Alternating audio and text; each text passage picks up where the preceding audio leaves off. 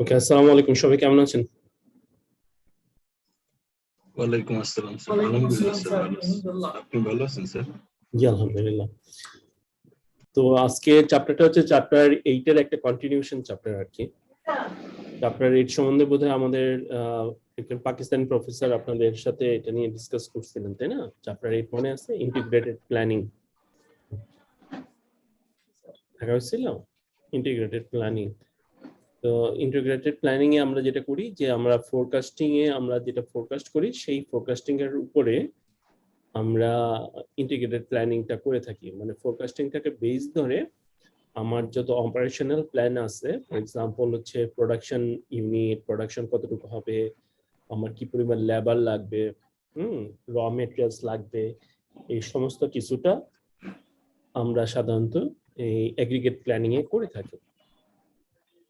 তো স্যার কি এগুলা ভেঙে এক্সেলে দেখাইছিলেন? কিছু দেখাইছিলেন স্যার, কতটুকু কিছু ক্যালকুলেশন দেখাইছিলেন।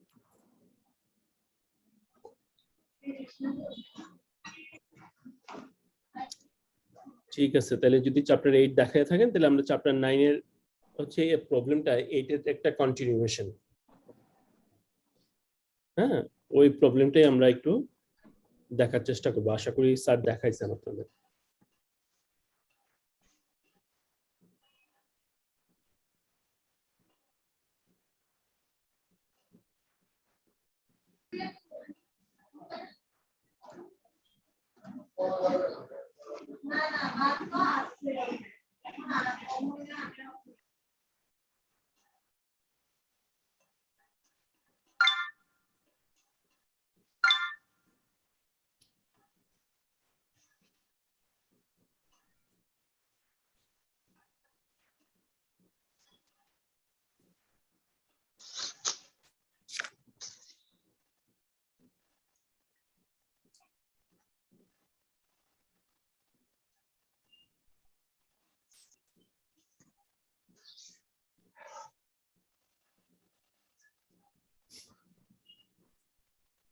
আচ্ছা, এই প্রবলেমটা এই বোধহয় উনি দেখাইছিলেন, তাই না?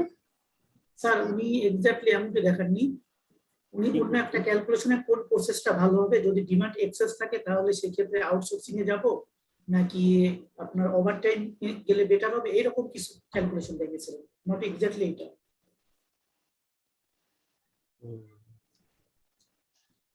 এই যে দেখেন হুটহাট করে যে এক একজনকে এক এক চ্যাপ্টার দেয়া হয়। মনির আসো?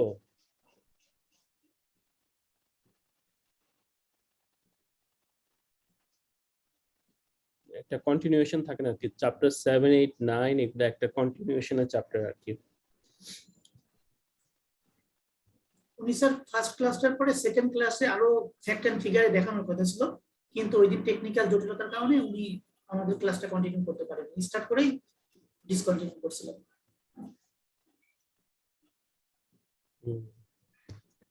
ঠিক আছে, আমি চ্যাপ্টার 9 এর অংশটুকুই দেখাবো। তো প্রবলেমটা হচ্ছে এটা আপনাদের বইয়েরই একটা প্রবলেম। তো বইয়ের প্রবলেমটা এই ধরনের যে একটা কোম্পানি তার এগ্রিগেট প্ল্যানিং করতেছে, তার ডিমান্ডটা হচ্ছে আপনাদের এই ধরনের। এটা হচ্ছে তার ডিমান্ডটা এইভাবে সেগ্রিগেট করা আর কি, জানুয়ারি, ফেব্রুয়ারি, মার্চ, এপ্রিল, মে, জুন এইভাবে তাদের ফোরকাস্টিংটা করা আছে। এবং অ্যাকর্ডিংলি চ্যাপ্টার 8 এ উনি হয়তো এটা দেখাইছেন আপনাদের যে আপনার প্রত্যেকটা আইটেমের তাদের 6টা আপনার প্রোডাক্ট লাইন আছে, ওই 6টা প্রোডাক্ট লাইনের কস্টিংটা অন এভারেজ টোটাল নিয়ে আসার চেষ্টা করা হয়েছে। উনি অবশ্যই বলে থাকবেন যে আমরা ইন্ডিভিজুয়াল প্রোডাক্টের জন্য ফোরকাস্টিং না করে টোটাল ফোরকাস্টিং করে তারপর আমরা এটা কি করি আপনার ভাগ করে দিই। তো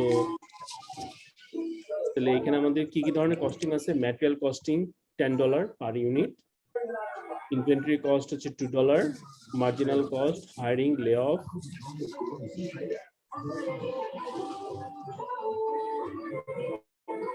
মিস পূজা আপনি কি একটু মিউট করবেন, আপনার ওখানে নয় যাচ্ছে। একটু করলে ভালো হয়, ক্লাস হয়। ঠিক আছে। তারপর লে অফ কস্ট অফ ওয়ার্কার, মানে আপনি যদি আমাদের অ্যাকর্ডিংলি প্ল্যানে যদি আমার নতুন লোক লাগে তাহলে আমার ওই হায়ারিং কস্ট আছে $300। আপনি জানেন লোক নেওয়ার একটা খরচ, অ্যাডভার্টাইজমেন্ট আছে, ট্রেনিং আছে, তাই না, ওরিয়েন্টেশন আছে, এগুলো ব্যাপার স্যাপার আছে। অথবা আপনি যদি কোনো কর্মচারীকে বা আপনার লেবারকে বিদায় দিতে চান বা লে অফ করতে চান বা ফায়ার করতে চান তাহলে ওইখানে আপনার $500 একটা খরচ আছে।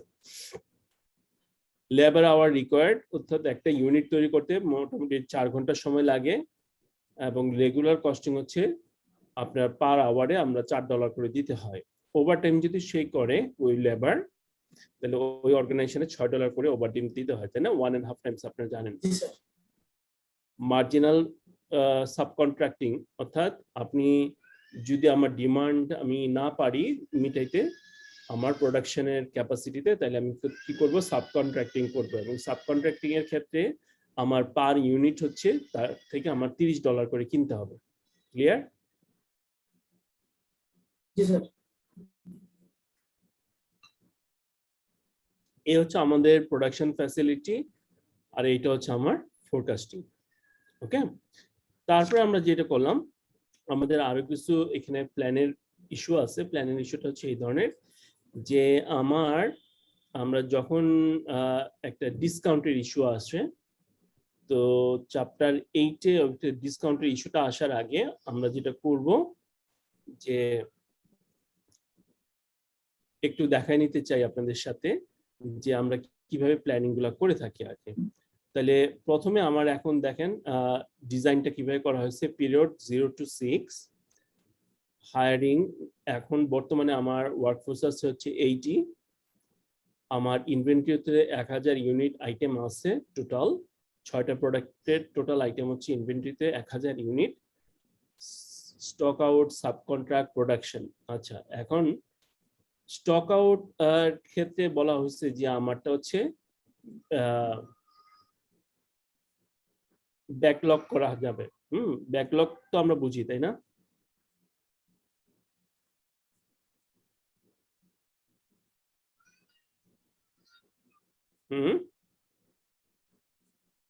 স্যার একটু বললে ক্লিয়ার হতো। আচ্ছা, এটা হচ্ছে যে আমাদের সেলের ক্ষেত্রে ধরেন এই মাসে যদি আপনি আপনার প্রোডাকশন ক্যাপাসিটিতে না দিতে পারেন, তাইলে আমি পরের মাসে প্রোডাকশন বাড়ায়া হইলেও আমি এটা কি করব, আপনার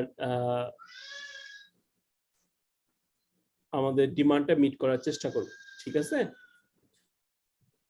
এটা হচ্ছে ব্যাকলগ।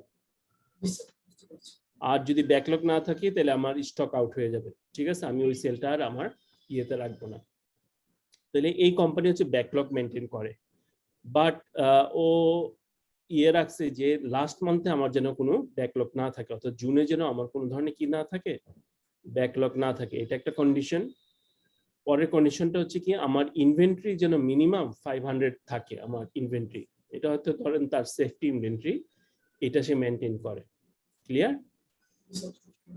আচ্ছা, তো তার প্রাইস হচ্ছে পার ইউনিটের প্রাইস হচ্ছে $40 করে। এখন আমরা দেখবো যে এটা মডেলিংটা কিভাবে করা হয়েছে। মডেলিংটা ইম্পর্টেন্স আমাদের এই সলভার বা আপনার সিমুলেশনটা করানোর জন্য। তাইলে আমার হায়ার লাগবে কিভাবে, যে আমি কতজন হায়ার করব। তাহলে পিরিয়ড 1-এ এইটা, এই যে আপনার ইয়েলো মার্কেটিং যত মানে যতটুকু মার্ক করা আছে, এই টোটাল জিনিসটা হচ্ছে আমাকে কে বের করে দিবে, আপনার সলভার আপনাকে এই ভ্যালুগুলা বের করে দিবে। তাহলে কারেন্ট ওয়ার্কফোর্স, লেইড অফ, এই সব কিছু এখানে আছে। এই জিনিসটা আমরা কি করব, এইখানে আইনা এটা অ্যাডজাস্ট করার চেষ্টা করছি। তাহলে ওয়ার্কফোর্স হবে কিনা, এখানে যত ভ্যালু আছে সবগুলো আমরা চেষ্টা করছি জিরো রাখার জন্য। তাহলে ওয়ার্কফোর্সটা কত হবে, যে কারেন্ট ওয়ার্কফোর্স হচ্ছে আমার 80 প্লাস আমি কি করব, হায়ার করব, তারপরে মাইনাস লেইড অফ। ঠিক আছে, আর মাইনাস কি থাকবে আমার,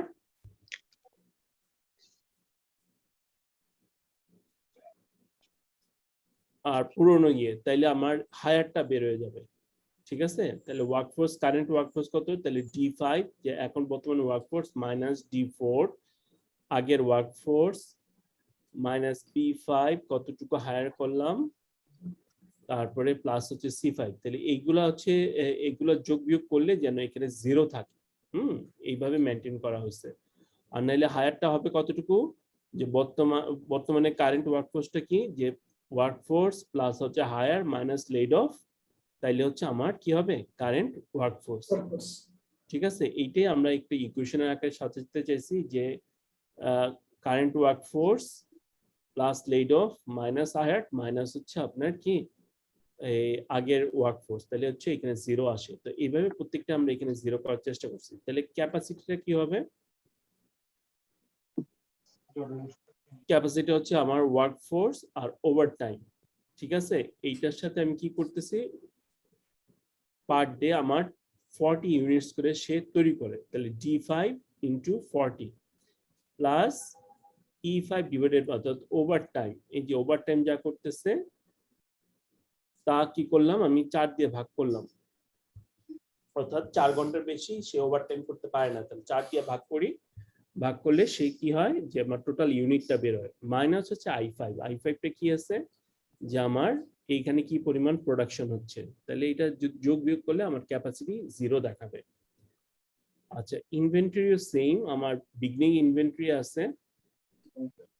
ঠিক আছে, তারপর আমি কি পরিমাণ ব্যাকলগ আছে, তারপরে কতটুকু সাব কন্ট্রাক্ট করলাম, মাইনাস হচ্ছে আমার প্রোডাকশন, আর হচ্ছে আমার বিগিনিং ইনভেন্টরি। এগুলো যদি আমি প্লাস মাইনাস করি, then I get again 0।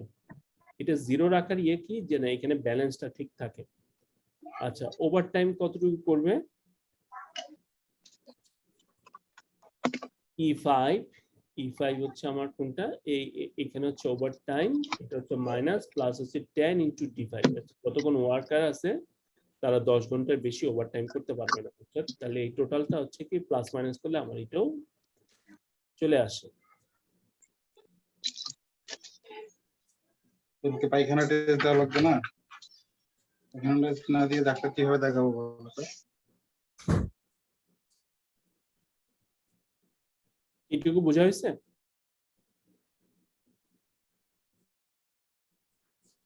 Sir আমাদের ফাইল তো ইরোড দেখাচ্ছে স্যার। আপনার ফাইল আর আমাদের ফাইলটা মানে সেম না, ডেটা চেঞ্জ আছে। চ্যাপ্টার 8-9 এক্সাম্পল লেখা না? এক্সাম্পল লেখা ওই ওভার টাইমে স্যার 0 দেখাচ্ছে, যেমন ইরোড দেখাচ্ছে। ওভার টাইমটা এই যে এগ্রিগেশন প্ল্যান চার্টের স্যার ওভার টাইম যেটা আছে ওখানে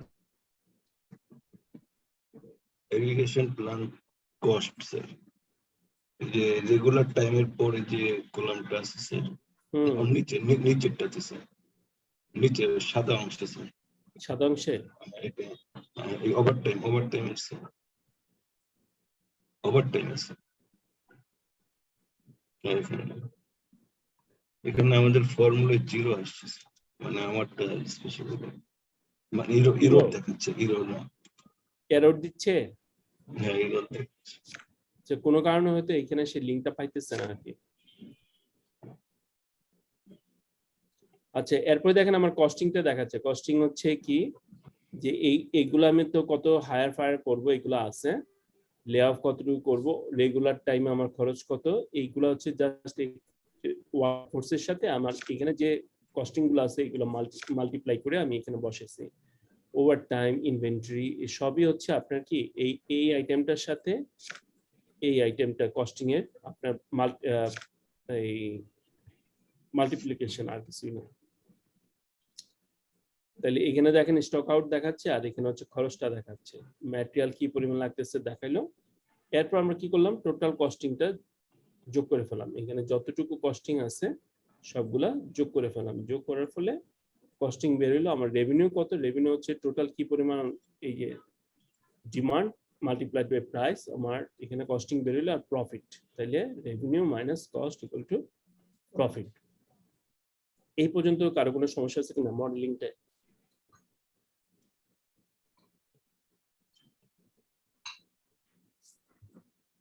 বুঝতে পেরেছি স্যার, একবার প্র্যাকটিক্যালি করতে হবে তাহলে কি হবে। জি, আপনাদের ইয়েতে চ্যাপ্টার 8-এরও আমি কিছু ফাইল শেয়ার করছি, ওইটাতে এই জিনিসটা আরো বেসিক কে দেখানো আছে। এখানে যেমন একটু বাইরে, ওইটা আরো ভিতরে আমি আরেকটা ফাইল ভিতরে রেখে ক্যালকুলেশন গুলো একটা ফাইল দেখায় রাখছি। হ্যাঁ, তো ওইটা দেখেন, তাহলে আপনাদের বুঝতে সুবিধা হবে। আচ্ছা, এখন আমি কি চেষ্টা করব, যে আমার সলভারকে বলার চেষ্টা করব যে আমার বের করে দাও, কি পরিমাণ আমার হায়ার ফায়ার বা কি পরিমাণ আমার কস্টিং হবে এটা বের করে দাও।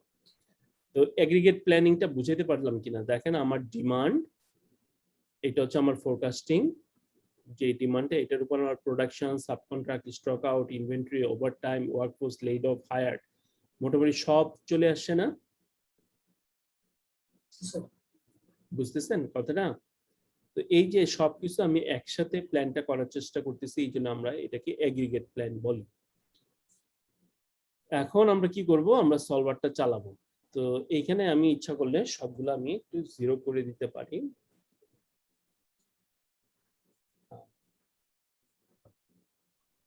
সবাই 0 করে দেন, তাহলে সলভারের ইফেক্টটা বুঝতে পারবেন।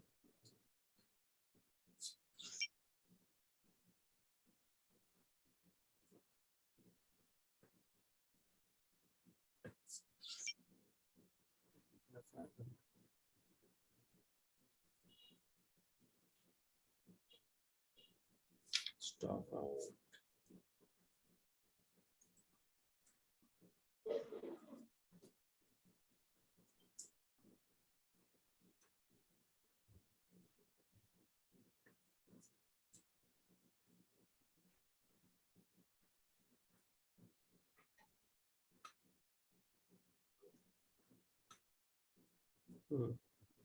তাহলে দেখেন টোটাল কস্টিং কিন্তু আমার এখানে সব খালি চলে আসলো, কোনো কস্ট এখন দেখাচ্ছে না। এখন আমি সলভারে আমার জিনিসটা মডেলটা মানে ইনপুট দিব। তো আমরা যাব কই, ইনসার্ট ডেটাতে যাব, ডেটাতে যেয়ে এখানে দেখতে থাকেন সলভার চলে আসলো। তা আমার মূল অবজেক্টিভটা কি, যে আমার টোটাল কস্টিং যেটা আছে এমন ভাবে আমি কস্টিংটা সেট করতে চাই সো দ্যাট আমার কস্টটা কি হয়, মিনিমাম হয়। এবং কোন ভ্যালুগুলো আমাকে চেঞ্জ করে দেখাবে, এই B5 to I10 এই হলুদ অংশটুকু সে বিভিন্ন ভ্যালুগুলো সে চেঞ্জ করে আমাকে ডিসিশনটা দিবে। আমার কন্ডিশনগুলো কি, কন্ডিশন হচ্ছে B5 to C10 যে ভ্যালুগুলো দেখাবে সেটা অবশ্যই ইন্টিজার হতে হবে, অর্থাৎ কোনো ফ্র্যাকশন ভ্যালু যেন সে না নেয়। সেকেন্ড হচ্ছে B5 to I10 অবশ্যই গ্রেটার দেন ইকুয়াল টু 0 হইতে হবে, কোনো মাইনাস ভ্যালু যেন না নেয়। F10 ইকুয়াল টু 500, অর্থাৎ ওই যে মনে আছে আমি বলছিলাম লাস্ট জুন মাসে আমার হাতে অবশ্যই 500 ইনভেন্টরি থাকতে হবে, তাহলে এই ভ্যালুটা অবশ্যই 500 হবে। G10 ইকুয়াল টু 10, G10 এই যে এখানে stock out, G10 equal to 0, অর্থাৎ লাস্ট মান্থে আমার কিন্তু কি কোনো ধরনের স্টক আউট যেন না থাকে, ঠিক আছে। তারপর আসে M5 to M10 এই অংশটুকু, যে এই যে M5 to M10 এটা অবশ্যই শূন্য হইতে হবে, কোনো যেন বেশি না থাকে। তারপরে কারণ আমরা প্লাস মাইনাস করে অত যতটুকু বাড়বে আর আগে যতটুকু ছিল সবগুলো যোগ বিয়োগ করে আমরা এখানে 0 বসানোর ব্যবস্থা করছি, এই জন্য 0 থাকা বাধ্যতামূলক। N5 to N10 এই ক্যাপাসিটিও শূন্য বা তার বেশি থাকবে। O5 to O10 equal to 0, ইনভেন্টরিটাও 0 থাকা লাগবে। P5 to P10 অবশ্যই 0 চেয়ে বেশি থাকা লাগবে ওভারটাইম। এগুলো যখন আমি আমার এখানে এন্টার দিয়ে দিলাম, নন নেগেটিভ কনস্ট্যান্ট দিয়ে দিলাম, তাহলে এখন যদি আমি সলভে ক্লিক করি,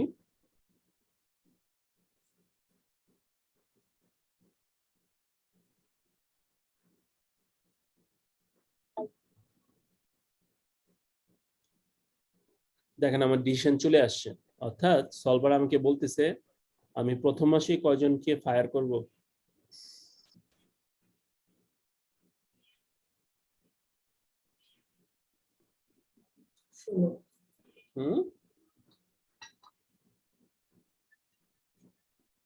প্রথম মাসে কয়জনকে করব, 16 জন স্যার। 16 জনকে ফায়ার করে ফেলবো, কারণ আমার যে প্ল্যান আছে এই প্ল্যান অনুযায়ী আমার এত লোকের দরকার নাই, তাহলে 16 জনকে ফায়ার করলাম, তাহলে অ্যাকর্ডিংলি আমার কি কস্টিং যেন বেড়ে গেল, লে অফের কস্টিং $500 করে 8000 কস্টিং কিন্তু আমার বেড়ে গেছে। সাথে সাথে আমার স্যালারি কিন্তু রেগুলার টাইমের স্যালারি কিন্তু অনেক কমে গেছে, তাই না, 16 জন নাই।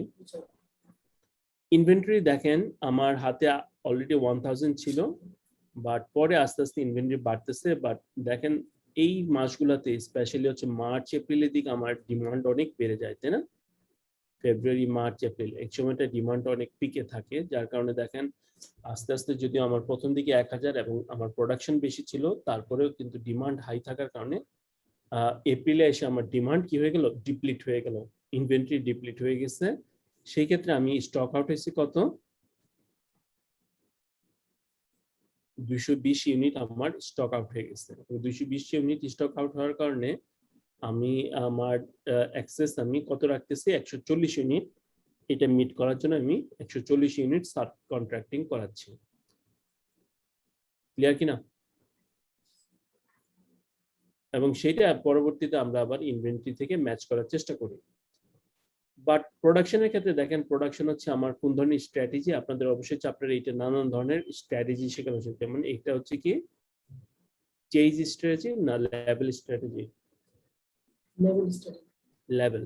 দেখেন প্রোডাকশন সে বাড়ায়ও নয় কমায় নয়, সব সময় একরকম প্রোডাকশন রাখছে, যার কারণে আমার দেখা যাচ্ছে মোটামুটি কস্টিং চলে আসে 4,22,660।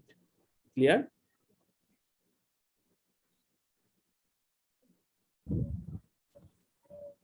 বুঝে গেছে কিনা?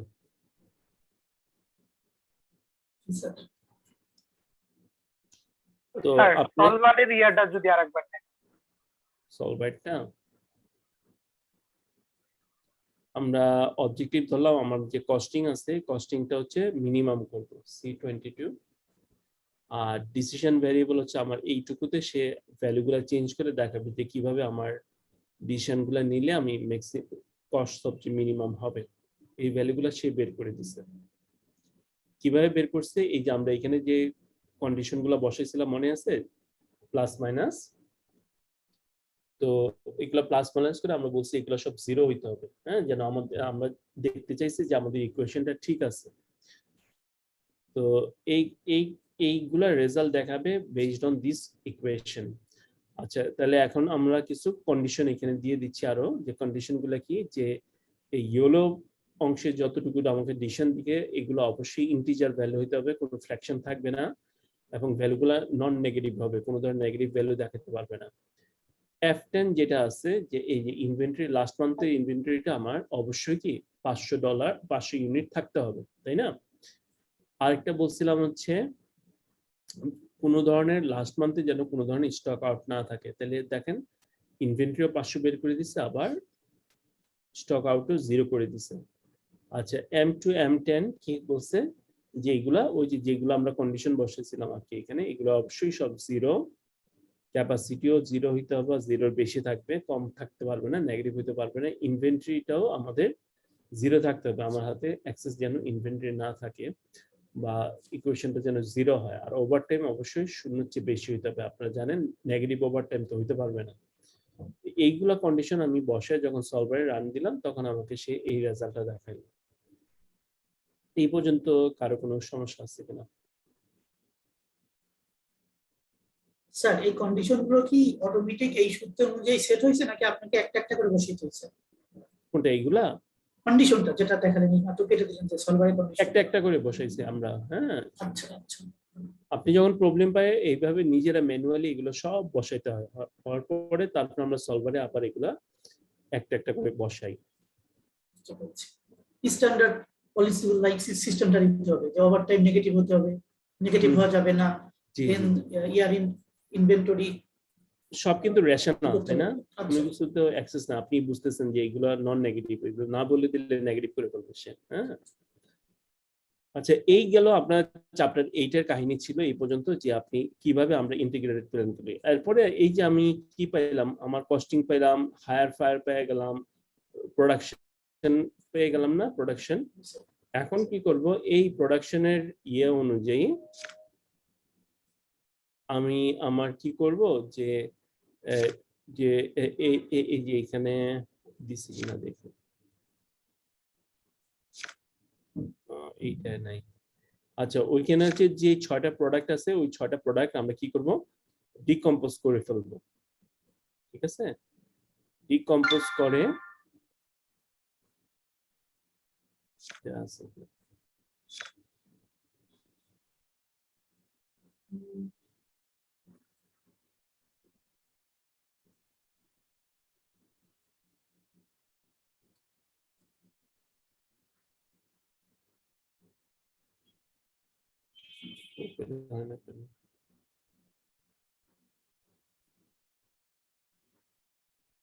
আসসালামু আলাইকুম।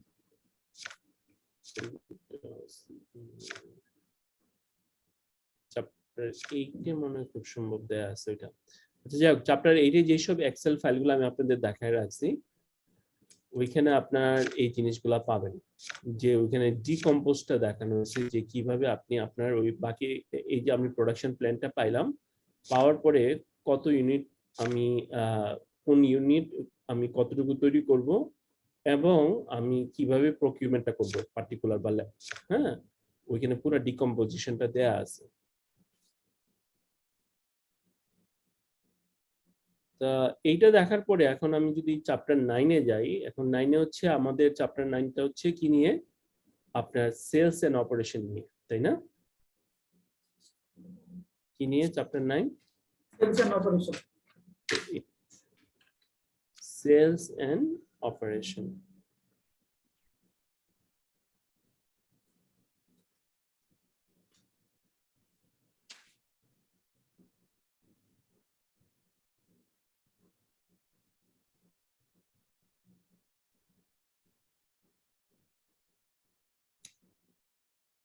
আচ্ছা,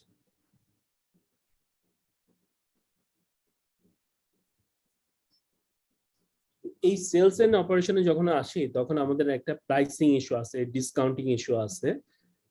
তো এই যে আমাদের ডিসকাউন্ট দিলে কি পরিমাণ ভ্যারিয়েবিলিটি হতে পারে, সেলসে বাড়তে পারে, তো এই ভ্যারিয়েবিলিটিটা কিন্তু আমাদের মোটামুটি জানা থাকে যে যারাই যেই কোম্পানিতে কাজ করেন যে আমি যদি এই পরিমাণ ডিসকাউন্ট অফার করি মোটামুটি আমার সেল এই পরিমাণ বাড়তে পারে। আপনাদের একটা অবশ্যই গ্যাস থাকে এবং সেইটা আমরা দুই দিক থেকে ম্যানেজ করার চেষ্টা করি। একটা হচ্ছে আমাদের সাপ্লাই এন্ডটাও আমরা ম্যানেজ করার চেষ্টা করি, আর একটা হচ্ছে আমার ডিমান্ড এন্ড যেটা আছে সেটাও ম্যানেজ করার চেষ্টা করি। তো সাপ্লাই এন্ড আমরা সাধারণত ক্যাপাসিটি, তো আমাদের ক্যাপাসিটি কি প্রোডাকশন, ইনভেন্টরি, ওয়্যারহাউস, এগুলো হচ্ছে আমাদের ক্যাপাসিটি। এইগুলা সাবকন্ট্রাক্টিং, ব্যাকলগস, এগুলো দিয়ে আমরা কি করি আমাদের সাপ্লাই এন্ডটা আপনার ওই প্রেডিক্টেবল ভ্যারিয়েবিলিটি যেটা হয় সেটা আমরা ম্যানেজ করার চেষ্টা করি। ওয়্যারএস আমরা ডিমান্ড সাইডটা ম্যানেজ করার চেষ্টা করি হচ্ছে শর্ট টাইম ডিসকাউন্ট বা প্রমোশন এগুলোর মাধ্যমে আর কি। তো আমরা কি কি করি এখানে দেখেন, টাইম ফ্লেক্সিবিলিটি ফ্রম ওয়ার্কফোর্স, যে আমাদের সাথে যদি ওয়ার্কারদের কন্ট্রাক্ট থাকে যে কয় ঘন্টা কাজ করবে, অর্থাৎ আমি বাড়ায়ও কাজ দিতে পারি, কমায়ও কাজ দিতে পারি, তাইলে আপনি তাদের দিয়ে কি করতে পারেন আপনার প্রোডাকশন ফ্লেক্সিবিলিটি নিয়ে আসতে পারেন। অথবা সিজনাল ওয়ার্কফোর্স, আপনারা জানেন যে নানান সময় যখন আমরা প্রাইস ডিসকাউন্ট বা আমাদের স্পেশাল সিজন থাকে তখন আমরা কিছু লোক এমনিতেই নিয়োগ দিই। যেমন এই যে আমাদের ইন্টারন্যাশনাল ট্রেড ফেয়ার হয়, আপনারা দেখেন যে অনেক স্কুল কলেজ ইউনিভার্সিটির পোলাপানরা আপনার ইয়ে করে, পার্ট টাইম জব করে, তাই না, 1 মাসের জন্য নিয়োগ দেন। তো এরকম সিজনাল ওয়ার্কফোর্সও পাওয়া যায়। সাবকন্ট্রাক্টিং দিয়ে আমরা ক্যাপাসিটি ম্যানেজ করি অথবা ডুয়াল ফ্যাসিলিটি ম্যানেজ করি, যেমন কিছু আমরা রাখি স্পেশালাইজড আর কিছু হচ্ছে ফ্লেক্সিবল। যেমন যারা আপনাদের বইতে দেখছেন যে যারার উদাহরণ দেওয়া আছে, যেখানে হচ্ছে মোটামুটি হচ্ছে টি শার্ট বা আপনার হচ্ছে ট্রাউজার, এই জিনিসগুলো হচ্ছে তারা স্পেশালাইজড ফ্যাক্টরিতে তৈরি করে যেখানে তার প্রোডাকশন কস্ট কম। আর যেগুলো হচ্ছে আপনার কিছু ইনোভেটিভ টাইপ প্রোডাক্ট বা রেগুলার মার্কেটে নতুন নতুন ডিজাইন আনতে হয়, সেগুলো হচ্ছে ফ্লেক্সিবল ফ্যাক্টরিতে তৈরি করে। অথবা তারা তারা লাইনগুলো এরকম সেপারেট করে নেয়, যেমন 10টা লাইন রাখার মধ্যে 8টা লাইন হচ্ছে আপনার রাখলো স্পেশালাইজ, 2টা লাইন হচ্ছে flexible. Designing product flexible into production process, এটা আমরা দিছি। আর ইনভেন্টরি কিভাবে ম্যানেজ করি, common components across multiple products, যে আপনার যে ইনভেন্টরি ম্যানেজ করেন আপনার 8-10টা প্রোডাক্ট হইলেও আপনি বেস যে প্রোডাক্টটা এটা হচ্ছে সেম। আমি বুঝাতে পারতেছি কিনা, ধরেন আপনার মোবাইল ফোন আছে, তো মোবাইল ফোনের যে বোর্ডটা, এই বোর্ডটা কিন্তু মোটামুটি সব মোবাইল ফোনের জন্য সেম। এখন ওই বোর্ডের উপরে আপনি ধরেন কি ভ্যারিয়েশন করি, সাধারণত আমরা ভ্যারিয়েশনটা থাকে কখনো আপনার রোমে, র্যামে আর হচ্ছে ক্যামেরা, তাই কিনা? হ্যাঁ, এই 3টা জিনিস ভ্যারিয়েশন করলেই কিন্তু আপনার মোবাইল ফোনের দাম ওঠানামা করে। কিন্তু মোরাললেস ওই বোর্ড যেটা আছে, চিপসেট বা বোর্ড, এটা সব মোবাইল ফোনেই সেম, ঠিক আছে? তো এরকম যদি আপনি সেম বোর্ড মাল্টিপল প্রোডাক্টস একটু সেম রাখতে পারেন, তাহলে আপনি ইনভেন্টরি আপনি ইজিলি ম্যানেজ করতে পারবেন। হ্যাঁ, তারপরে হচ্ছে আরেকটা করতে পারি আমরা, যে প্রেডিক্টেবল ডিমান্ডের জন্য হাই ইনভেন্টরি আমরা কি করতে ম্যানেজ করতে পারি। যেমন আমরা আমাদের ক্ষেত্রে যে উদাহরণটা দেখছি, ওইখানে তারা একটা লেভেল স্ট্র্যাটেজি মেনটেন করছে, যার কারণে কি তার একসময় তার প্রোডাকশন বা ইনভেন্টরি পাইল আপ হয়েছে, বাট যখন ডিমান্ড আপনার ইনক্রিজ করছে, দ্য ডিমান্ড কনজিউম দ্য আপনার ইনভেন্টরি, হ্যাঁ, একসময় 0 হয়ে গেছে, যার কারণে আমাদের সাবকন্ট্রাক্টিং করতে হয়েছিল। তো আমরা এখানে কি করি, যে ইনভেন্টরি আর ক্যাপাসিটির মধ্যে আমাদের একটা ট্রেড অফ আছে। ট্রেড অফটা কি, যে লেভেল যে স্ট্র্যাটেজিটা করি, এখানে আমাকে প্রচুর ইনভেন্টরি রাখতে হয়। আর যদি লেভেল না করেন, চেজ স্ট্র্যাটেজি করেন বা সিজনাল রাখেন, তাহলে দেখা যায় যে সিজন অনুযায়ী আপনি আস্তে আস্তে ক্যাপাসিটি বাড়াইতেছেন আবার ক্যাপাসিটি কমে আনছেন, বাট কখন লেভেল করি কখন আপনার চেঞ্জ করি, এগুলো তো আপনার চ্যাপ্টার এটা অবশ্যই দেখছেন, তাই না? এর সাথে আছে আমার ধরেন এই যে আমি ডিমান্ডটা কিভাবে ম্যানেজ করি। 1 নম্বর হচ্ছে মার্কেট গ্রোথ হইতে পারে, এটা normal natural thing. Stirring share আমরা করি সাধারণত হচ্ছে ডিসকাউন্ট দিয়ে বা বিভিন্ন ধরনের সেলস স্ট্র্যাটেজি ইমপ্লিমেন্ট করে আমরা শেয়ার কি করি মার্কেট থেকে নিয়ে নেই। আপনারা নেন এইভাবে কম্পিটিটরদের মার্কেট শেয়ারটা?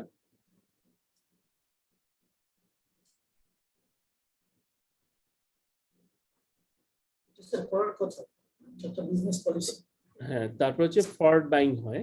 ফরওয়ার্ড বাইং তো আপনারা এই কনসেপ্টটা শুনছেন অবশ্যই, যে এখন ডিসকাউন্ট দেওয়ার ফলে কি করা হয় যে রিটেলাররা বা যারা আপনার কনজিউমার আছে তারা অনেক জিনিস করে ফেলে, আপনার অ্যাডভান্স পারচেজ করে ফেলে। আগামী 2-3 মাস যেটা তার ডিমান্ড আছে সেটা হয়তো এখনই সে কিনে ফেলতেছে to get the discounted price. হ্যাঁ, তো এই যে ডিসকাউন্টেড প্রাইসের জন্য সে হিউজ একটা আপনার চাঙ্ক কিনে ফেললো, যার কারণে দেখা যাচ্ছে আগামী 2 মাসে হয়তো আপনার কাছ থেকে সে আগের মতো অর্ডার দিচ্ছে না। তো যার কারণে কি হয়, ফরওয়ার্ড বাইং আসলে এই যে আমি হঠাৎ করে ডিসকাউন্ট দিচ্ছি যার কারণে ফরওয়ার্ড বাইং হচ্ছে, ফরওয়ার্ড বাইং আমাদের কোম্পানির জন্য কিন্তু ইনভেন্টরি ম্যানেজমেন্ট, প্রকিউরমেন্ট এগুলোর জন্য একটা বড় ধরনের ঝামেলা হয়ে দাঁড়ায়।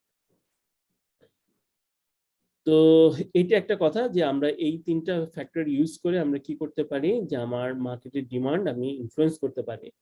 এখন পরের কথা হচ্ছে যে আমি কখন আমার ডিসকাউন্টটা দিব। ঠিক আছে, এটা কি আপনার ইয়ের জন্য বুল সিজনে দিব যখন আমার ডিমান্ড খুব বেশি, না বিয়ার সিজনে দিব যখন আমার ডিমান্ড খুব কম? কখন আপনারা দেন?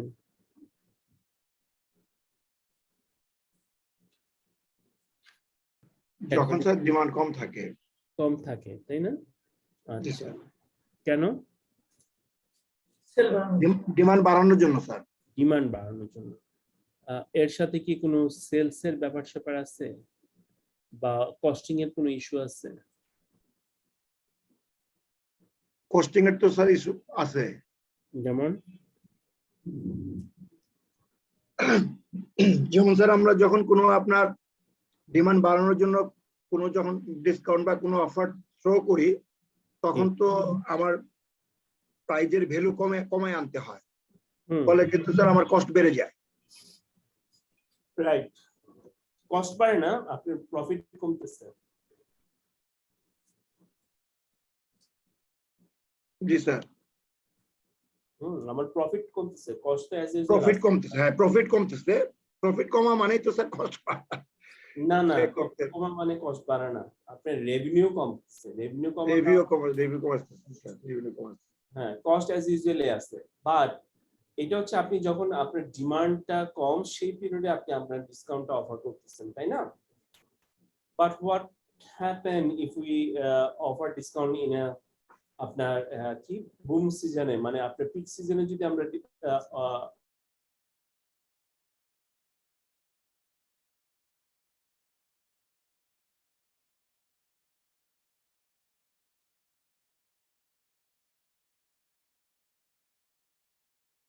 আমাদের ইমপ্লিকেশনটা সাপ্লাই চেইনের উপরে এফেক্টটা কি আসতে পারে? আউটসোর্স করতে হতে পারে স্যার, ওভারটাইম করতে হতে পারে।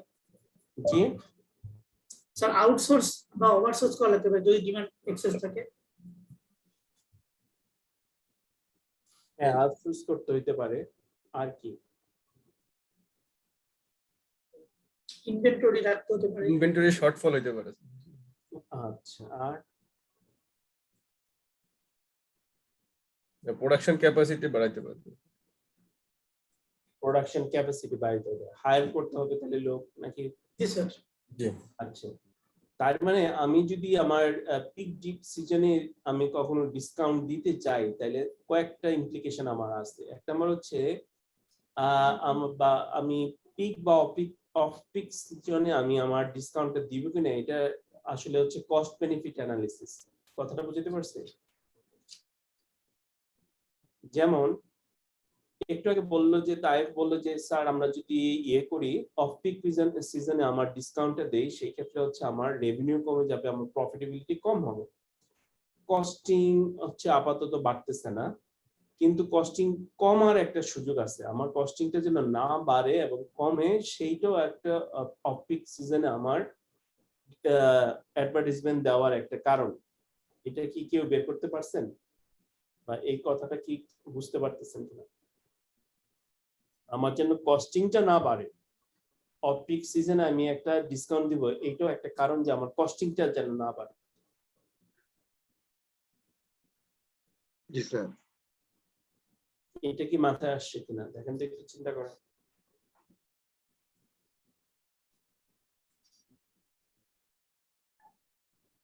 এক্সাম্পল দিয়ে যদি বুঝতে পারতেন, মানে কোন প্রোডাক্ট কি টাইপের প্রোডাক্টে এগুলা ইমপ্লিমেন্ট হয়? এটা ধরেন অনেক টাইপের প্রোডাক্টে হইতে পারে। ফর এক্সাম্পল শিকুর বলছিলেন তো, জি আপনার হচ্ছে অফ পিক সিজনে আপনি হচ্ছে একটা ধরেন ডিসকাউন্ট দিলেন, তাহলে আপনার হয়তো একটা সেল বাড়লো না? জি সেল যদি না বাড়ে তাহলে হবে কি আপনার প্রোডাকশন কি হবে? কম থাকে, তাই কি? কম থাকবে, জি করতে হবে না। যদি আপনার নরমাল থ্রেশহোল্ড থেকে কম থাকে তাহলে পার ইউনিট কস্টিং বেড়ে যায় না? জি আপনার অন্যান্য খরচ সব যোগ করলে দেখা যায় ফিক্সড কস্ট বা ওভারহেড কস্ট গুলো অ্যালোকেট করলে দেখা যায় যদি আমার অ্যাজ ইউজুয়াল ডিমান্ড না থাকে আমার কিন্তু কস্টিং বেড়ে যাচ্ছে পার সাথে। তাহলে জি। আমি যদি অফ পিক সিজনে আমি একটা ডিসকাউন্ট দেই, আমার যদি সেল বাড়ে একসাথে আমার রেভিনিউ কমতেছে ঠিক আছে, but at the same time ওদিক দিয়ে কিন্তু আমার কস্টিংও কমে যাচ্ছে, কারণ আমার যদি সেল বাড়ে পার ইউনিট কস্টিং কি হবে, তখন ফিক্সড কস্টটা কমে আসবে, কমে আসতেছে, কস্ট সেভ হবে। কস্ট সেভ হচ্ছে, তাই না? তাহলে অফ পিক সিজনে আপনি এক সাইডে ঠিক আছে আমার রেভিনিউ কমতেছে, আরেক সাইডে কস্টিং কমে আমার প্রফিটটা ঠিক থাকতেছে কিনা বা বাড়তেছে কিনা, এটা হচ্ছে একটা কস্ট বেনিফিট অ্যানালিসিস। ক্লিয়ার? জি অপরদিকে যখন আমি ইয়েতে যাই, পিক সিজনে যাই, ওই পিক সিজনে হচ্ছে কি যখন আমার এমনি তো আমার সেল মোটামুটি একটু কি আছে বাইরে আছে, ঠিক না? এখন ডিসকাউন্ট দিলে কি ইফেক্ট হইতে পারে? আমরা এখানে বারবার বলতেছি যে মনে রাখবেন কস্ট বেনিফিট অ্যানালিসিস এটাই হবে এরকম না, বাট এটা হচ্ছে একটা থাম রুল বলতেছি যে এরকম হওয়ার সম্ভাবনা বেশি। স্যার তো পিক সিজনে ডিসকাউন্ট দিয়েও কিন্তু কস্ট সেভ করা যায়, মানে সেটা প্রোডাক্ট যদি আপনার সেরকম প্রোডাক্ট থাকে আর কি। এখন যেমন উইন্টার সিজন চলতেছে, রাইট, আপনি যদি এখন পিক সিজন উইন্টার প্রোডাক্টের জন্য, বাট উইন্টার যখন একটু শেষের দিকে আসবে তখন কিন্তু আপনি যদি উইন্টার প্রোডাক্টের উপর প্রমোশন দেন এবং ডিসকাউন্ট অফার করেন, তাহলে প্রোডাক্ট গুলো আপনার ইনভেন্টরি যে কাটতি সেটা আপনি করতে পারবেন, এবং আরো 1 বছর যে আপনার ইনভেন্টরি মেইনটেইন করতে হবে সেই কস্ট সেভিং কিন্তু আপনি করতে পারতেছেন। রাইট। তো এখন আমি পিক সিজনে যদি এখন ইয়ে দিতে চাই, তাহলে হয় কি যে আমার অ্যাজ ইউজুয়াল যে ডিমান্ড আছে এটা তো এমনিই বেশি, এরপরেও আপনি ডিসকাউন্ট দিচ্ছেন, যার কারণে আপনাকে অ্যাক্সেস প্রোডাকশনের জন্য অনেকগুলা জিনিস এখানে সাপ্লাই চেইনে আমার সমস্যা হয়। এক নম্বর হচ্ছে আমার সাপ্লাই চেইনে একটা বড় ধরনের একটা ইয়ে হয় কি যেন আপনার ডিসরাপশন হয়। নর্মাল যে আমার ফ্লোটা আছে এই ফ্লো হচ্ছে আপনার বেশি ফ্লো হতেছে, তো বেশি ফ্লো থাকার কারণে কি হয় যে আপনার প্রোডাকশনের কি বাড়াইতে হবে, ওভারটাইম বাড়াইতে হইতেছে, না হয় আপনাকে লোক হায়ার করতে হইতেছে, না হয় আপনাকে সাব কন্ট্রাক্টিং করতে হইতেছে। আচ্ছা এগুলো করতে গেলে আপনার কি হতে হবে, হঠাৎ করে আপনার প্রকিউরমেন্ট করতে হবে না? তো প্রকিউরমেন্ট করলে আমাদের যে নরমাল কন্ট্রাক্টে প্রকিউরমেন্ট থাকে, আপনি যখন মার্কেট থেকে ওপেন মার্কেট থেকে জিনিসপত্র কেনা শুরু করেন তখন কি এক প্রাইস পাবো? আমি কি কথাটা বুঝতে পারছি না? একটা তো প্রকিউরমেন্টে আমাদের কন্ট্রাক্ট থাকে যে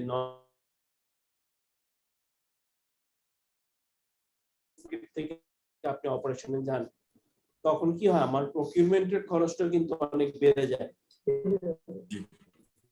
ঠিক না?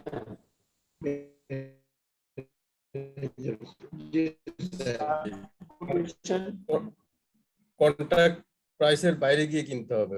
জি সুন্দর কথা বলছেন। হ্যাঁ, তারপরে হচ্ছে আমার ট্রান্সপোর্টেশন বাড়তেছে, সেই রেভিনিউ দিয়ে আমার যে অ্যাডেড কস্টিংটা বাড়লো সেইটা জাস্টিফাই হয় কিনা, যদি হয় তাহলে আমরা করব, আর যদি না হয় করব না। বুঝে গেছে? এইটাই একটু সিমুলেট করে দেখা। তাইলে আমি আমাদের 9 নম্বরে এরকম একটা প্রবলেম আছে, 8 নম্বরের কন্টিনিউয়েশন, ওইটা আপনাদের একটু দেখাবো। তাহলে এখানে দেখেন যে ম্যানেজিং ডিমান্ডে হচ্ছে factor high demand, high forward buying কখনোই impact timing of promotion, favours promotion during low demand period. যদি আপনার ফরওয়ার্ড বাইংটা করে ফেলতে চান তাহলে কখন দিবেন?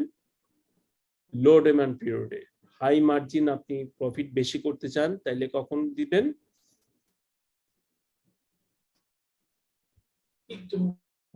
হ্যাঁ, লো মার্জিন কখন দিবেন? লো ডিমান্ড পিরিয়ড। হ্যাঁ, তো এই জিনিসগুলো আমরা এখানে একটা থাম রুল, বাট বারবার বলতেছি এগুলো হচ্ছে থাম রুল, এটা industry to industry, product to product vary করতে পারে। Standard policy. হ্যাঁ, সবগুলো হচ্ছে কস্টিং এর ইস্যু আর কি। ঠিক আছে? আচ্ছা, এই কস্টিংটা কে করে দেয় যেন শিপলু? অ্যাকাউন্টস করবে না ফাইন্যান্স? স্যার এগুলো ফাইন্যান্স করে। এই কস্টিং গুলা, এই যে কম্পারেটিভ কস্টিং ফাইন্যান্স, তাই না? জি। আচ্ছা, ঠিক আছে। তো এর আগের উদাহরণটাই আমরা দেখতেছি, এটা হচ্ছে রেড টমেটো এন্ড গ্রিন থাম, দুইটা কোম্পানি। তো এই দুই কোম্পানির হচ্ছে, একটা হচ্ছে আপনার রিটেইলার, গ্রিন থাম হচ্ছে ম্যানুফ্যাকচারার, রেড টমেটো হচ্ছে আপনাকে এটা হয়তো মার্কেটিং করে। তো দুই কোম্পানির মধ্যে আপনাদের সিওর মধ্যে একটু মারামারিটা হচ্ছে এই ধরনের, এরা প্রমোশন দিতে চাইতেছে। তো রেড টমেটো বলতেছে ভাই এটা ইয়েতে দেন, অফ পিক পিরিয়ডে দেন, আর গ্রিন থাম বলতেছে না এটা ইয়ে দেন, পিক সিজনে দেন, তাহলে আমার সেল বেশি হবে রিটেলার। আর রেড টমেটো কি বলতেছে, এটা অফ পিক সিজনে দেন, কারণ আমার কর্মচারীরা বসে থাকে, তখন সেল বাড়লে আমার কস্টিংটা কম পড়ে। দুইটা কোম্পানির মধ্যে পার্থক্যটা বুঝতে পারছি তো, তাদের ডিসিশনের পার্থক্য। জি স্যার, বোঝা গেছে। এখন দুই কোম্পানি সাপ্লাই চেনদের ধরাই দিছে, আচ্ছা দেখো প্রথমে হচ্ছে প্রমোশন দেওয়া উচিত কিনা। এক, যদি প্রমোশন দাও তাহলে এটা কোন মাসে দিবে? এটা কি জানুয়ারিতে দিবা যখন আমার সেল সবচেয়ে কম, নাকি এটা এপ্রিলে দিবা যখন সেল আমার সবচেয়ে বেশি? আবার এখানে একটা কন্ডিশন আছে, যদি সে প্রমোশন করে তাহলে দুইটা ইফেক্ট হয়। একটা হচ্ছে আমার প্রাইস তো আমার ডিসকাউন্ট দিতেই হচ্ছে, প্লাস 2 মাসের একটা ফরওয়ার্ড বাইং হয়ে যায়। ফরওয়ার্ড বাইং তো আমরা বুঝছি যে আগাম কিনে নেয়, তো নরমালি ওই মাসের সেলটা অনেক বেড়ে যায়। কথাটা বুঝতে পারছি?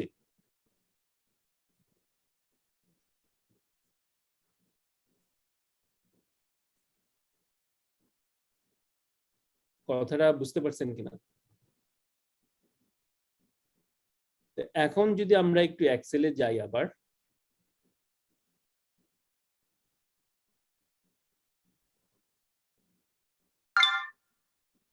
এইটাই উদাহরণটা, এই ফাইলটা একটু ওপেন করেন তাহলে।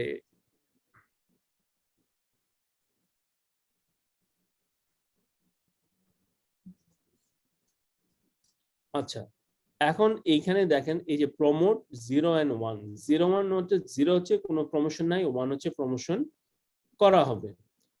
আর সময়টা কখন? সময়টা হচ্ছে যে আপনি কি 1 এ করবেন, মানে জানুয়ারিতে করবেন না এপ্রিলে করবেন। অ্যাকর্ডিংলি আপনি ইচ্ছা করলে এখানে মানটা চেঞ্জ করতে পারেন, যে ফেব্রুয়ারিতে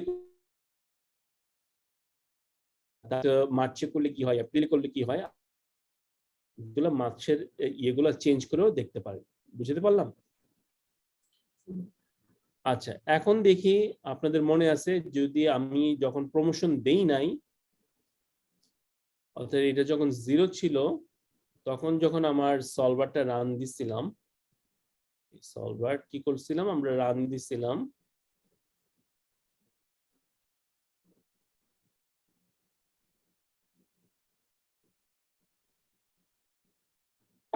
আচ্ছা, রান দেওয়াতে আমার প্রফিট কত আসছে? 2,17,340। আর টোটাল কস্টিং আসছে কত? 4,22,000। হ্যাঁ, এটা আমি একটু লিখি, কস্ট।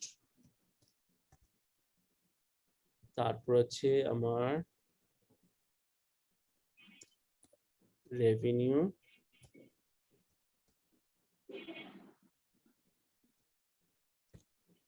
এরপর হচ্ছে আমার প্রফিট।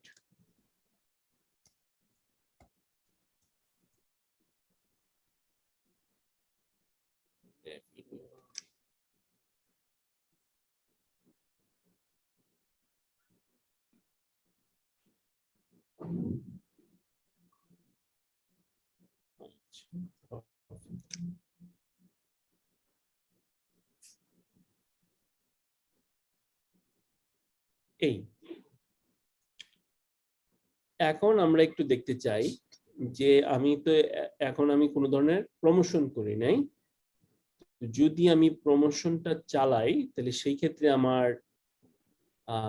ইয়েটা কেমন, মানে আদৌ আমার বেটার অফ সিচুয়েশনটা থাকে কিনা। তো আমি এখানে প্রমোশনে কি দিয়ে দিলাম, 1 দিয়ে দিলাম, তার মানে সিস্টেম বুঝবে যে প্রমোশন করা হবে, এবং এটা ধরেন জানুয়ারিতে দিলাম।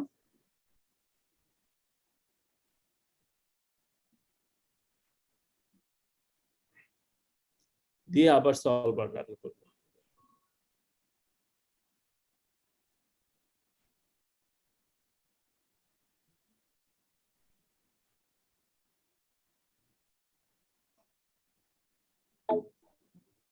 ওকে, তাহলে আমি চলে আসলো। কস্টিং বাড়ছে না কমছে জানুয়ারিতে? কস্টিং স্যার বাড়লো। It's 10 o'clock. কস্টিং বেড়ে গেছে আমার। দেখেন লেড অফ আগে ছিল 16 জন, এখন করা লাগতেছে কত? 11 জন। 11 জন, তাই না? আগে ছিল দেখেন কতবার আমি স্টক আউট হয়েছে, এই যে খেয়াল করে দেখেন। ঠিক আছে, আমার কস্টিং এই জন্য বেড়ে গেছে। তাইলে আমি ইয়েটা বসাই 4,56,000 এখানে।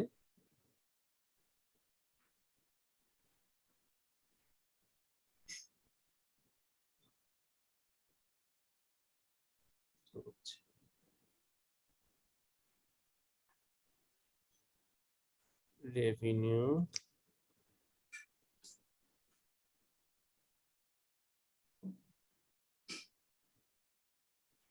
আচ্ছা, প্রফিটটা বাড়ছে কিনা দেখেন তো।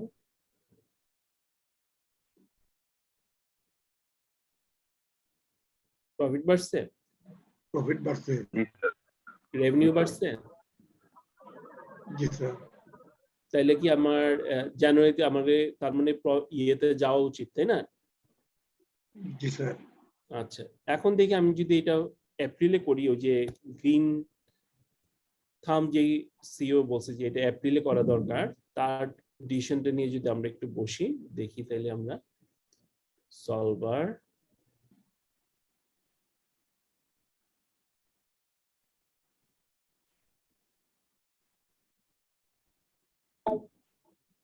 ওকে,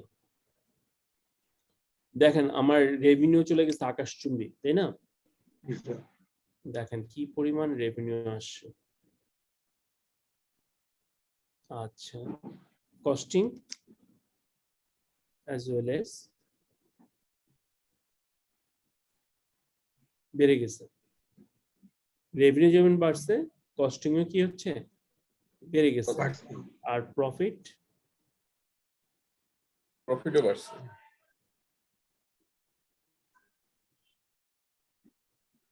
এই এখন আমরা যদি একটু বসি ডিসকাশন করতে, কোম্পানি মালিকরা একসাথে বসলো, তাইলে তাদের কাছে এটা উঠে দিলে এখন দেখেন তারা ডিসিশন নিবে যে আমরা কোনটায় যাব।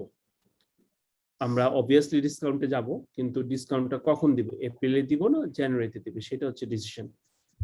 যদি আমরা এপ্রিলে দেই, আমার রেভিনিউ বাড়ে অ্যাজ ওয়েল অ্যাজ কস্টিংও বাড়ে, বাট আমার প্রফিটটা সবচেয়ে কি থাকে এখানে? লোয়েস্ট থাকে, বেশি থাকে। আর ইয়েতে জানুয়ারি দিলে আমার প্রফিট বাড়ে, বাট এপ্রিল থেকে কি থাকে? কম থাকে। ক্লিয়ার? আচ্ছা, তাহলে আপনারা একটু আমাকে দেখান যে আমি যদি ফেব্রুয়ারি মার্চের কি কন্ডিশনে দেখাই। এখানে আপনাদের কাছে অবশ্যই আছে পিএফ দেন ফেব্রুয়ারি, পিএম দেন মার্চ, অর্থাৎ এখানে আপনারা হচ্ছে 2 দিয়ে একবার দেখবেন আর একবার 3 দিয়ে দেখবেন। হ্যাঁ, দিয়ে দেখান তো আর কিনা আমরা দিয়ে ডিসিশনটা জানান যে আমরা আসলে কখন আমাদের ডিসকাউন্টটা দেওয়া উচিত।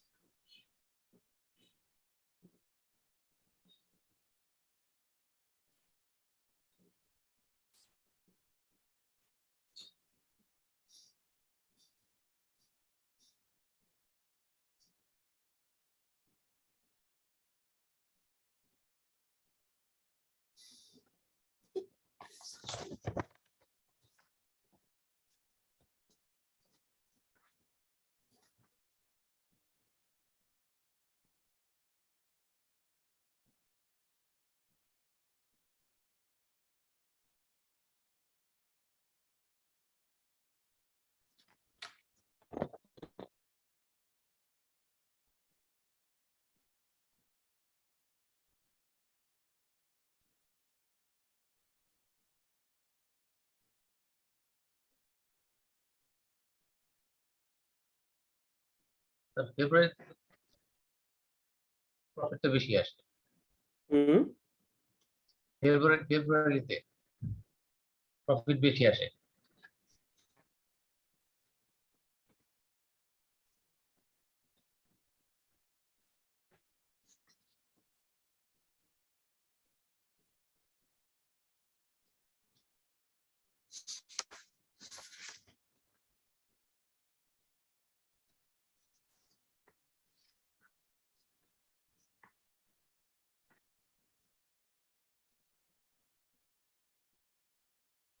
মার্চে কি অবস্থা?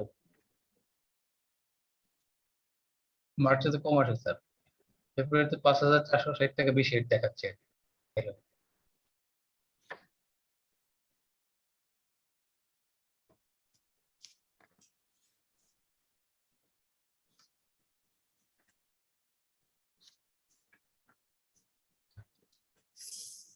বাকিরা বের করতে পারছেন না? বাকিদের কি অবস্থা? আর একটু দেখাইলে ভালো হতো। নিজে ট্রাই করা দরকার না?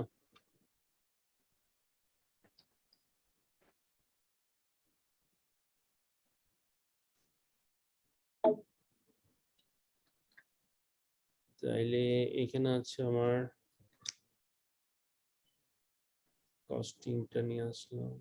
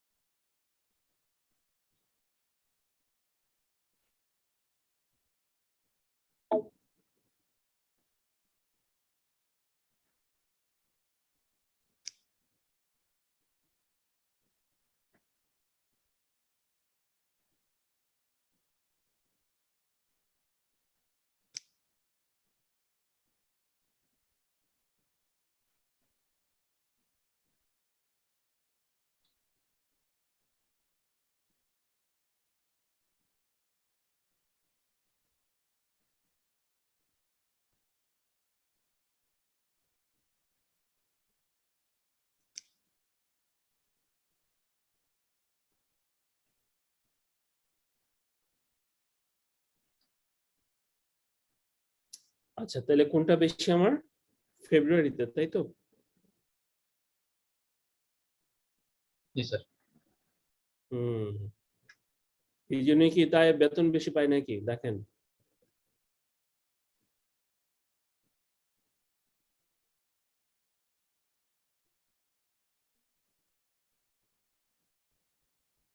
এটা কি?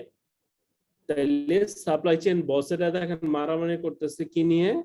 আপনার জানুয়ারি আর এপ্রিল। আর সাপ্লাই চেইন স্পেশালিস্টরা আপনারা যারা আছেন তারা অ্যানালিসিস করে দেখালাম, ভাই মারামারি করেন না, আমাদের কোন মাসে গেলে সুবিধা হয়, প্রফিট কখন বেশি থাকে?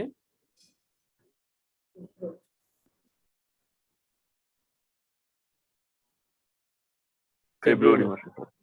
তাই না? ঠিক আছে, তাহলে এইভাবে অ্যানালিসিস করলে আপনারা এই জিনিসগুলো বের হয়ে আসে আর কি, যে হয়তো খুব ইনসিগনিফিকেন্ট জিনিস নিয়ে আপনারা মারামারি করতেছেন, বাট আসলে ডিসিশনটা অন্য জায়গায় হয়তো থাকে। পারা যাবে? স্যার এখানে প্রমোশনের কোনো কি প্যারামিটার আছে? কত পার্সেন্ট কি দিতে হবে, কত কি? হ্যাঁ, প্যারামিটার এখানে কিছু আমরা ধরছিলাম, মনে আছে কিনা, যে আমরা বলছিলাম যে আমি $1 ইয়ে করতেছি, ডিসকাউন্ট দিচ্ছি, তাহলে আপনি দেখেন ডিসকাউন্টটা হচ্ছে 3rd মান্থ দিচ্ছেন, এখানে $1 হয়ে গেছে, কম দিচ্ছেন। 2 নম্বর আমরা বলতেছি যে যখন যেই মাসে ডিসকাউন্ট দেওয়া হয় এটা 100% কনজাম্পশন বেড়ে যায়, আর ফরওয়ার্ড বাইং হয় হচ্ছে পরবর্তী 2 মাসেরটা 20% করে ফরওয়ার্ড বাইং হয়। এখন আপনার কোম্পানির ক্ষেত্রে এটা হয়তো ডিফারেন্ট হইতে পারে, হয়তো কনজাম্পশন 100% না হয় 90% বা 80% হলো ওই মাসে, আর ফরওয়ার্ড বাইং হয় ধরেন 10% বা 50% এইরকম হইতে পারে। হিস্ট্রি দেখে আপনি এই ডিসিশনগুলো নিতে পারেন।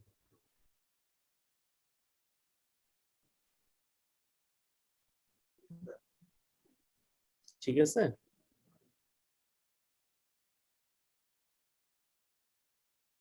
গুলো স্যার এভাবে বাস্তবতা যেটা হলো, আসলে আমরা যারা এখানে কোর্স করছি অনেকেই হয়তো করি নাই।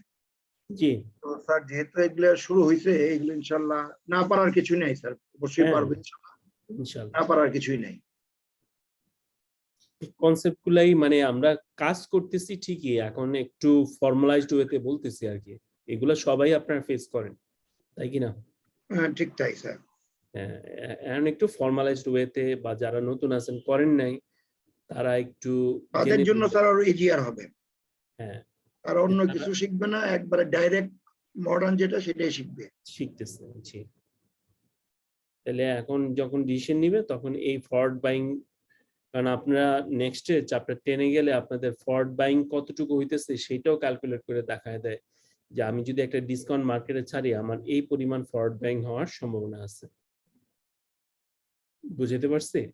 কারণ ফরওয়ার্ড বাইংটা যদি আমরা না ধরে রাখতে পারি তাহলে হবে কি যে ঠিক আছে আমার রেভিনিউ বাড়তেছে, সব বাড়তেছে, কিন্তু কি পরিমাণ ফরওয়ার্ড বাইং হয়েছে ওইটা এর পরের 2 মাসে তো আমার সেলে এফেক্ট করতেছে। তখন আপনি যদি সেলম্যান এটা না বুঝে, তাহলে ডিসকাউন্টের জন্য সে যে কমিশনটা পাবে সে তো ওই বাকি 2 মাসে তার কিন্তু কমিশনের অবস্থা খারাপ। জি স্যার। হুম,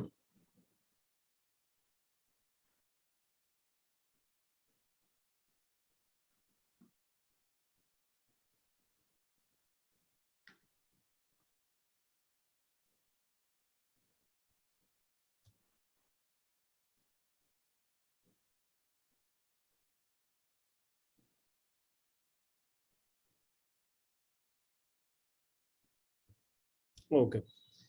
কারো কোনো কোয়েশ্চেন আছে কিনা সোফার?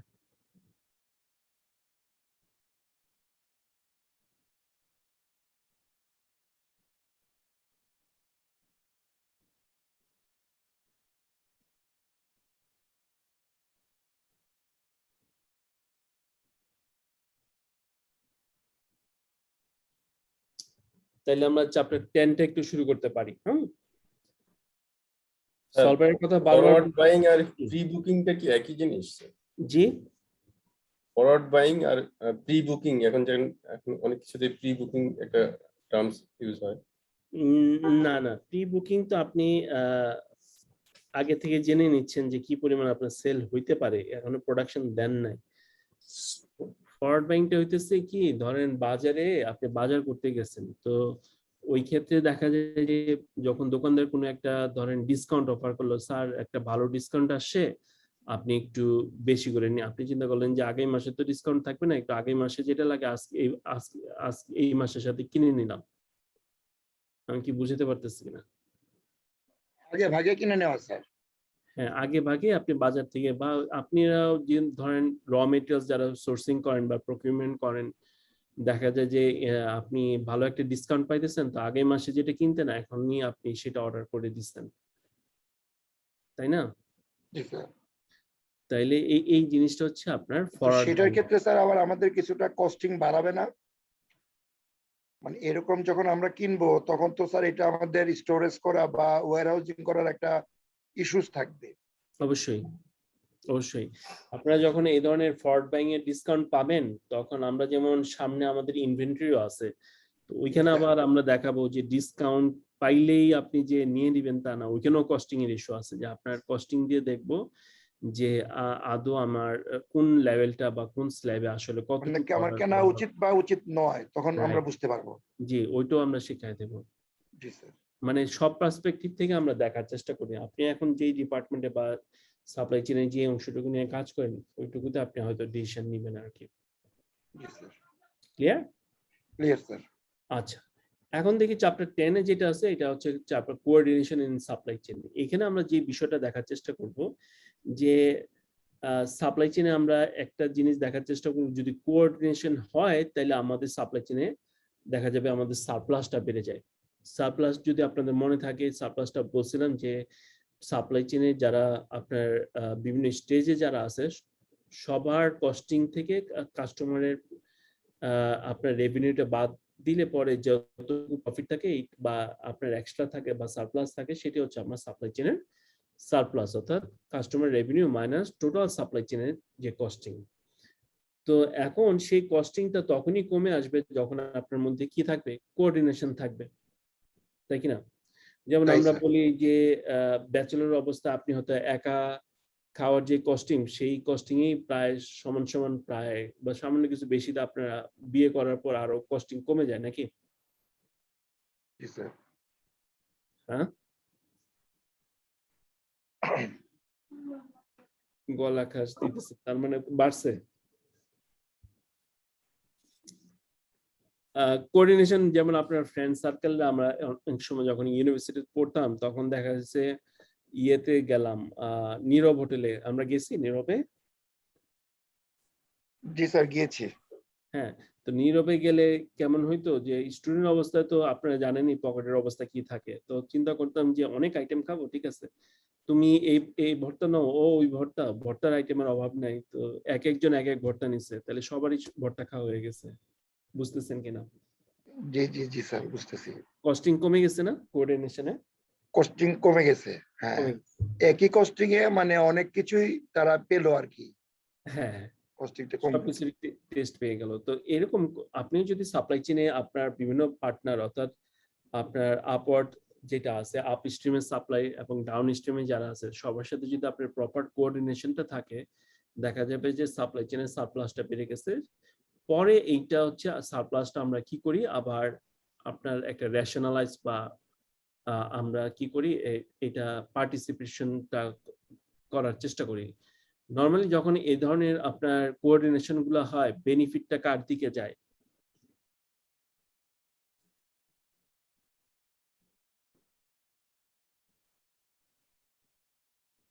বেনিফিট তো স্যার যায় আপনার কোম্পানির। কোম্পানির দিকে, হ্যাঁ। যেমন রিটেলাররা ওইখান থেকে তাদের আসলে অত বেনিফিট তারা করতে পারে না, তাদেরও হয় বাট মার্জিনালি কম হয়। বাট যত কোঅর্ডিনেশন বাড়বে কোম্পানির তত বেশি কি বাড়বে, প্রফিট বাড়বে। এখন সাপ্লাই চেইনের কনসেপ্ট যদি আপনি ধরেন ওই যে ওয়ালমার্ট, টার্গেট, বড় বড় কোম্পানি কি চিন্তা করেই তো গড়ে উঠছে, তো বেনিফিটটা কাদের বেশি থাকবে, কোম্পানির বেশি থাকবে। এখন কোম্পানির সাথে এখন কোম্পানি কি করবে, অন্যান্য পার্টনাররা যেন এই কোম্পানির সাথে কোঅর্ডিনেশনটা রাখে, তার জন্য এই কোঅর্ডিনেশন করার ফলে যে প্রফিটটা সে গেইন করছে এটা যেন অবশ্যই আবার সে কি করে, সারপ্লাসটা ভাগ করে দেয়, ভাগ করে দেয়। শেয়ার করে। হ্যাঁ, শেয়ার করে। জি স্যার। তো না করা অবস্থায় যেই পরিমাণ ধরেন আপনি না করা অবস্থায় যে পরিমাণ আপনি গেইন করছিল বা যে পরিমাণ প্রফিটেবিলিটি আপনার রিটেলারের ছিল সেইটা যেন মিনিমাম না হারায়, বুঝে গেছে? জি স্যার। ওইটা দেওয়ার পরেও দেখা যাবে যে কোম্পানির আগে যা প্রফিট আছে তার চেয়ে বেড়ে গেছে প্রফিট। আমি কি কথাটা বুঝতে পারলাম? তো মিনিমাম তাকে সেই পরিমাণ দিতে হবে যে এটা হচ্ছে তোমার কোঅর্ডিনেশনের প্রফিট, তুমি যে কোঅর্ডিনেশন করতেছো যার কারণে তোমার কি হতেছে, এই প্রফিটটা তোমার ইনক্রিজ হয়েছে বা আপনি আরেকটু কিছু দিলেন, দেওয়ার ফলে দেখা যাবে যে তারা কোঅর্ডিনেশন ইনসেনটিভস। হ্যাঁ, একটা ইনসেনটিভের মতো করলে হবে কি আপনারও প্রফিট বাড়তেছে, সাপ্লাই চেইনে কোঅর্ডিনেশন থাকা মানে কি আপনি তারাও স্যার মোটিভেশন পাচ্ছে, রাইট, সবকিছু মিলে সাপ্লাই চেইনেরই লাভ আর কি। হ্যাঁ, ওভারঅল কোম্পানির লাভ কিন্তু লাভ। সাপ্লাই চেইনের মাধ্যমে। হ্যাঁ, এবং একটা কোঅর্ডিনেটেড ট্রাস্টেড আপনার রিলেশনশিপ থাকা মানে কি আপনার ওই সাপ্লাই চেইনটা রেজিলিয়েন্ট হয়। আমরা কি রেজিলিয়েন্ট কথাটা বুঝতে পারি? ইফেক্টিভ স্যার হবে, কার্যকর আর কি। খুবই অ্যাডাপটিভ, মানে যে কোনো ধরনের চেঞ্জ আসে সেই চেঞ্জটা তারা কি করতে পারে, অ্যাডাপ্ট করে ফেলতে পারে। যেমন বাংলাদেশে যারা আপনারা কাজ করেন বিভিন্ন সাপ্লাই চেইনে, আমাদের মোটামুটি প্রায় সব সাপ্লাই চেইনে কিন্তু মোটামুটি রেজিলিয়েন্ট। এই যে কোভিড সিচুয়েশন গুলো সাপ্লাই চেইনে অনেক ধরনের আপনাদের সমস্যা আছে, হ্যাঁ, শিপিং কস্ট বাড়ছে, এটা হয়েছে ওইটা হয়েছে, লোকালি অনেক সমস্যা হয়েছে, তারপরেও তো আপনার কনজিউমারের কাছে কি পৌঁছাইতে পারছেন? প্রোডাক্ট পৌঁছাইতে পারছেন না?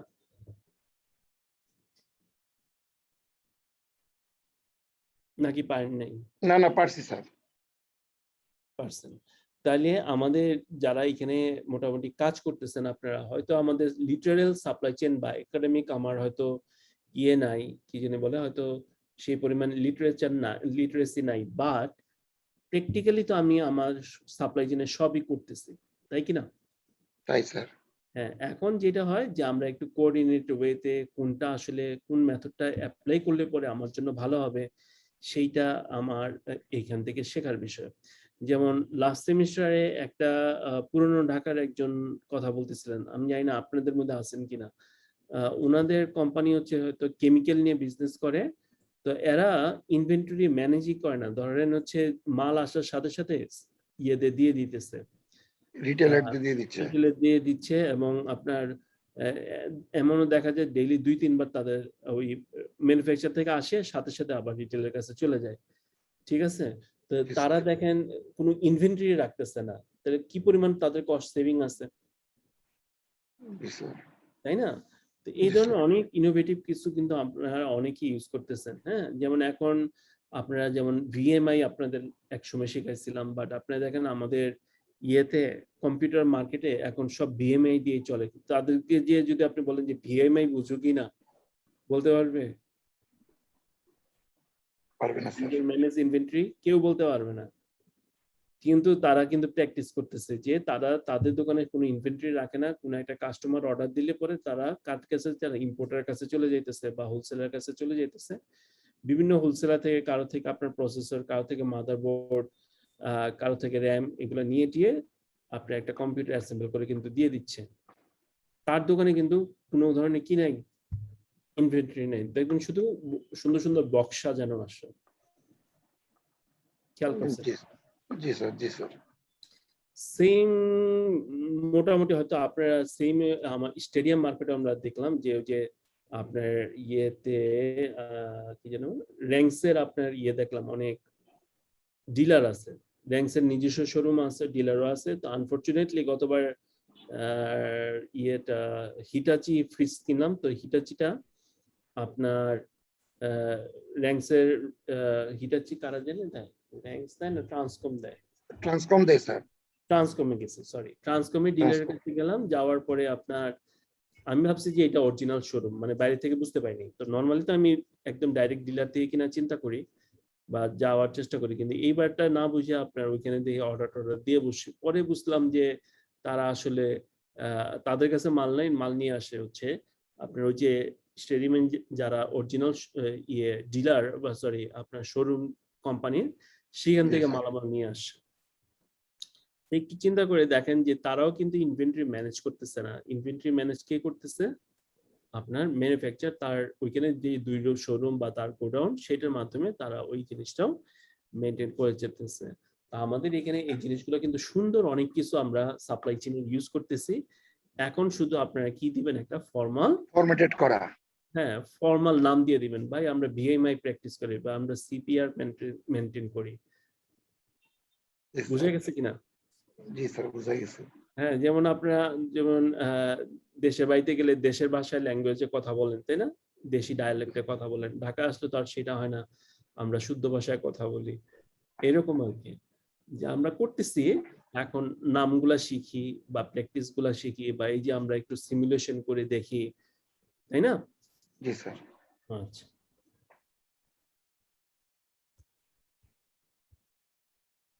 ঠিক আছে, তাহলে সাপ্লাই চেইন কোঅর্ডিনেশন কি? All stages of the chain take action that are aligned and increase total supply chain surplus, যেটা বললাম যে তারা কি করবে, সব ডিসিশনটা আপনার কি থাকবে, অ্যালাইন থাকবে, যে আমরা কি চাই, রেজিলিয়েন্ট সাপ্লাই চেইন হবে, রেসপন্সিভনেস হবে, না এখানে ইকোনমিক সাপ্লাই চেইন হবে, সেইটা আপনারা সবাই মিলেই বসে ডিসিশন নেয় যে আমাদের সাপ্লাই চেইনটা এইভাবে আমরা কোঅর্ডিনেশন গুলা করব, এবং সেইভাবে আমরা কি করব, আমাদের প্রফিটেবিলিটিটা বাড়ায় নেওয়ার চেষ্টা করব। যেমন একবার 2010-এ 11-এর আপনার একবার কোরবানির ঈদে এরকম হয়েছিল যে পুরা ঢাকা শহরের কোনো গরুর হাটে গরু নাই, মানে শর্ট। পরে গাবতলি গেলাম, দেখি যে 2-1টা করে গরু আসে, হুড়মুড় করে ক্রেতারা কম্পিটিশন দিয়া মার্কেট থেকে নিয়ে নিতেছে।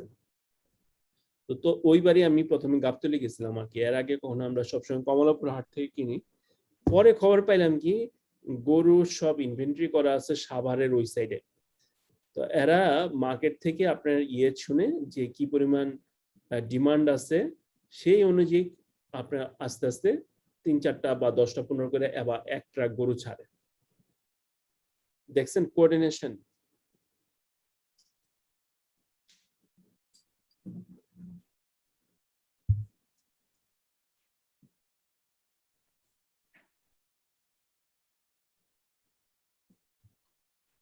এই এক্সপেরিয়েন্স হয়েছে আপনাদের কোঅর্ডিনেশনে?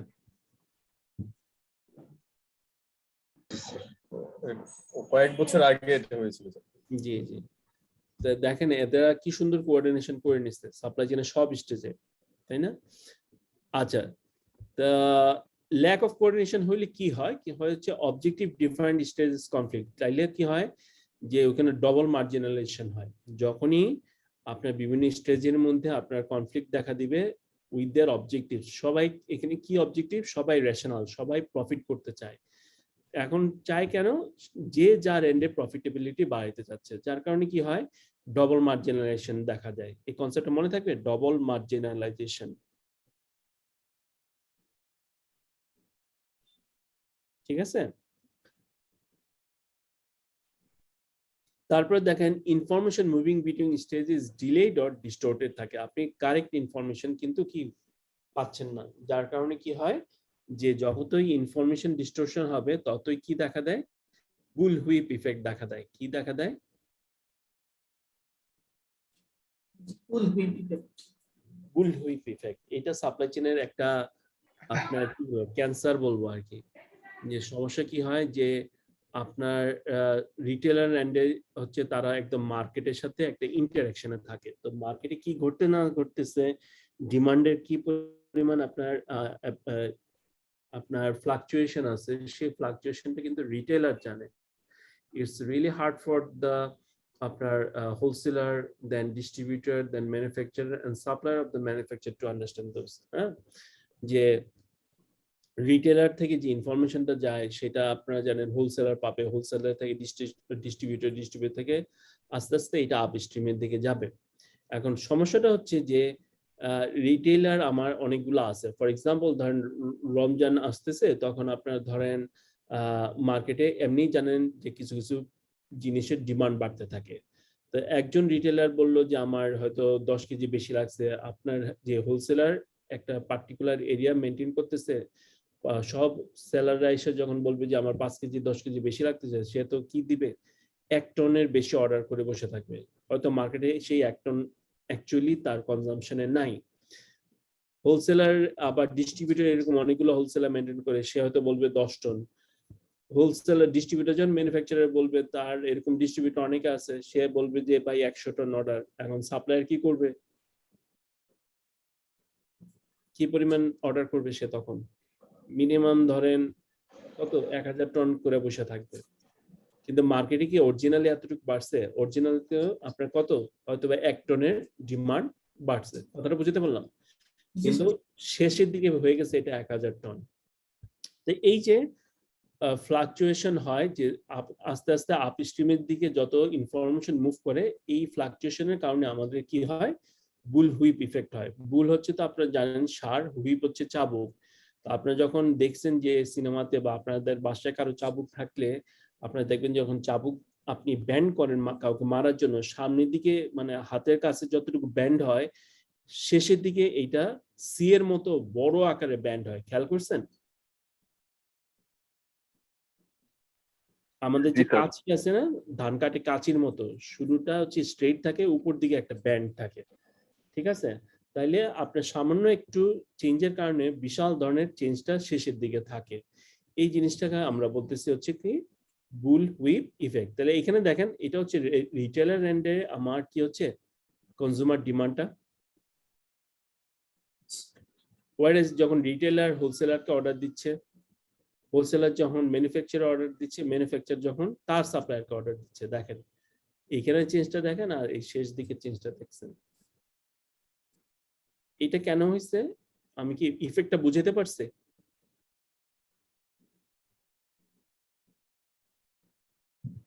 জি স্যার, এটা ইনফরমেশন ডিসক্রিপশনের জন্য হয়েছে।